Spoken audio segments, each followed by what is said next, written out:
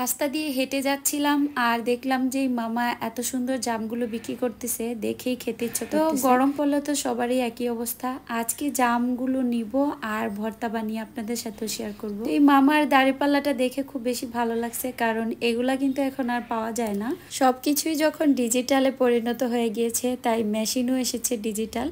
আর সেটাই মামা বলতেছিল যে আমাদের এই দাঁড়িপাল্লা কিন্তু অনেক ভালো।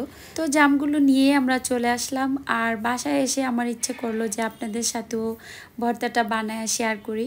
জাম কিন্তু আমরা পিঠা পিঠা ভর্তা খেতে খুব বেশি পছন্দ করি, তাই না?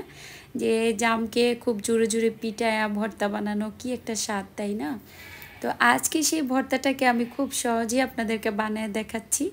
এই যে শরীরকে কষ্ট দিয়ে পিঠা পিঠা বানানোর কোনো দরকার নেই, সেম একই স্বাদ লাগবে। আর এটাকে আমি একটু হাতে ডলে নিচ্ছি। এই ভর্তারে পিঠা পিঠা বানায়া হাত পা পুরা নড়াচড়া হয়ে যেত, এরকমভাবে বানাইতাম, বুঝতে পারতাম না যেভাবে বানাইতে হয়। তো আমার আম্মু আর ভাবি যেন মাঝে মধ্যে দেখি এইভাবে বানায় ফেলে। আজকে সেটাই আপনাদের সাথেও শেয়ার করে ফেললাম।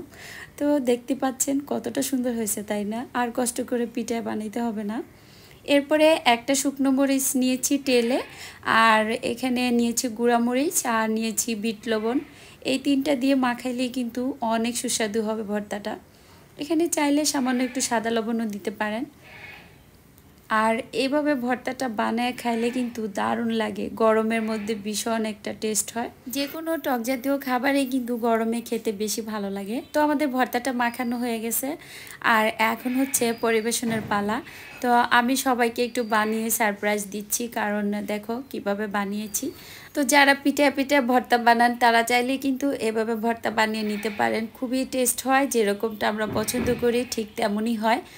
আর আশেপাশে ভীষণ শব্দ হচ্ছে, ছাগল ডাকতেছে, আবার পিটানো শব্দ হচ্ছে।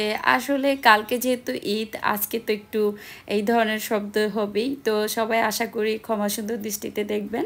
আর মাত্র কয়েক ঘন্টা পরেই যেহেতু পবিত্র ঈদুল আজহা, আপনাদের সকলকেই অগ্রিম ঈদ মুবারক জানাচ্ছি। সেই সাথে সবার জন্য দোয়া রইল, সবার ঈদ ভালোভাবে কাটুক, আর আমার জন্য দোয়া করবেন। আজকের মতো বিদায় নিচ্ছি, সবাই ভালো থাকবেন, সুস্থ থাকবেন। আল্লাহ হাফেজ, আসসালামু আলাইকুম।